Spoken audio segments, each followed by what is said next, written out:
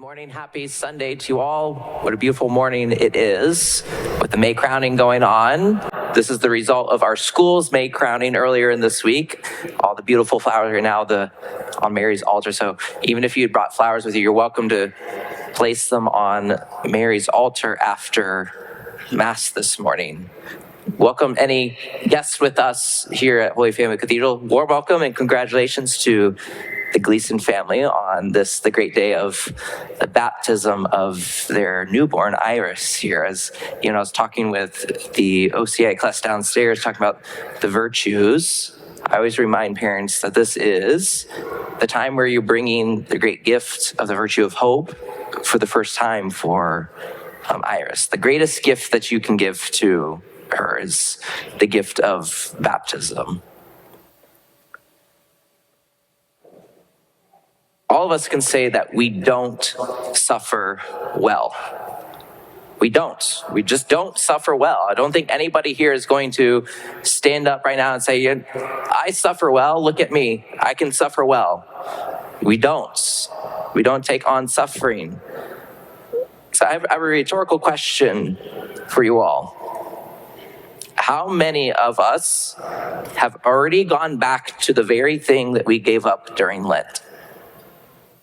How many of us have already gone back to the very thing that we gave up during Lent?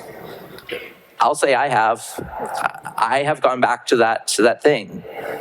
Because part of my desire for during Lent was to give myself more time for prayer, to have, say, even getting to bed at a good time and all that. And I was recognizing one of my inhibiting factors was I would get caught in YouTube. I get caught on the YouTube shorts. And so I gave up YouTube shorts, really all of YouTube during it. I will admit, since Easter, I've caught myself back in that very same thing, in the YouTube shorts. Why is that? Why is it? Part of it is I can recognize that even myself, I don't suffer well.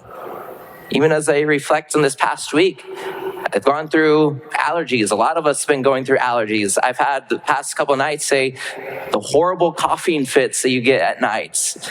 And I hate it. I wish it was gone. I don't want that suffering anymore. Again, we don't suffer well. Yet, brothers and sisters, look at the disciples in this first reading.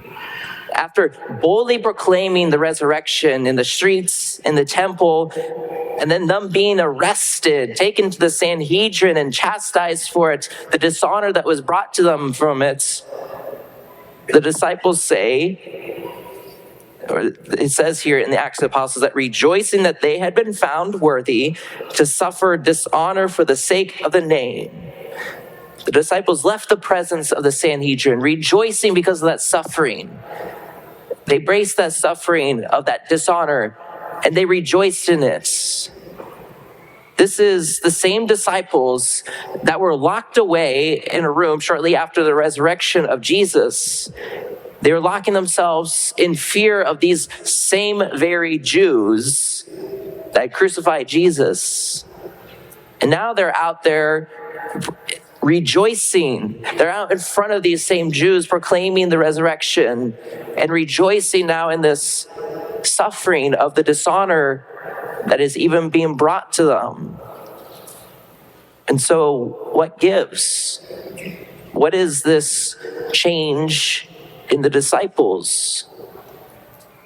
Part of it, I honestly believe, is now that they have come to this point in the Acts of the Apostles where they have come to accept their call to mission.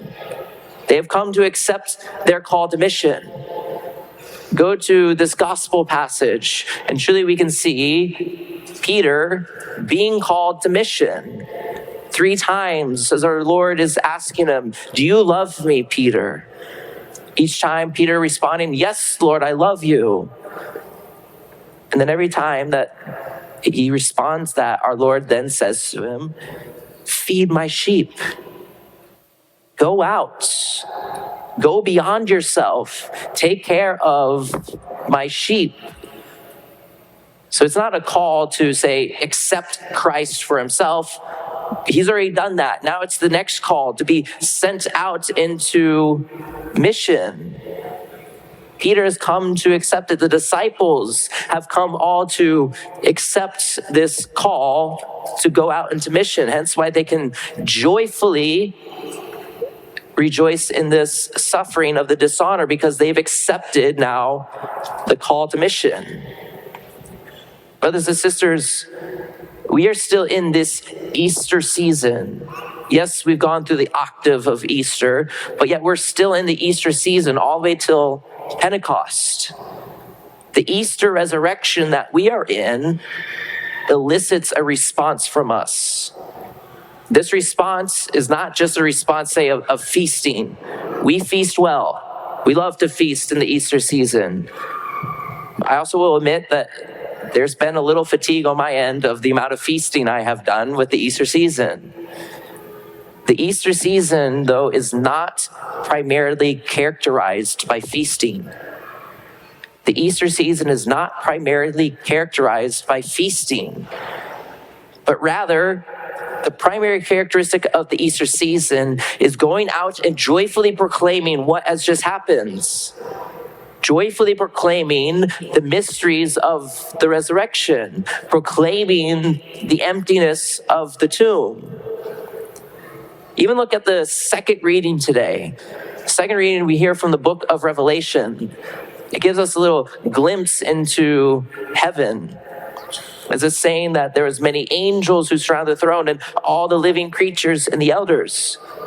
What are these angels? What are these living creatures and elders doing? They're shouting with their voice out loud, crying, "Worthy is the Lamb that was slain to receive power and riches, wisdom and strength, honor and glory and blessing. To you, the one who sits on the throne, and to the Lamb, be blessing and honor, glory and might forever and ever."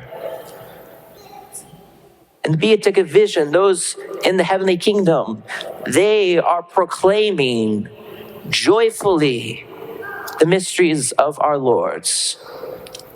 This is truly how the disciples came to joyfully embrace their suffering. Brothers and sisters, we are a mission church. That's the heart of the church, is to be on mission.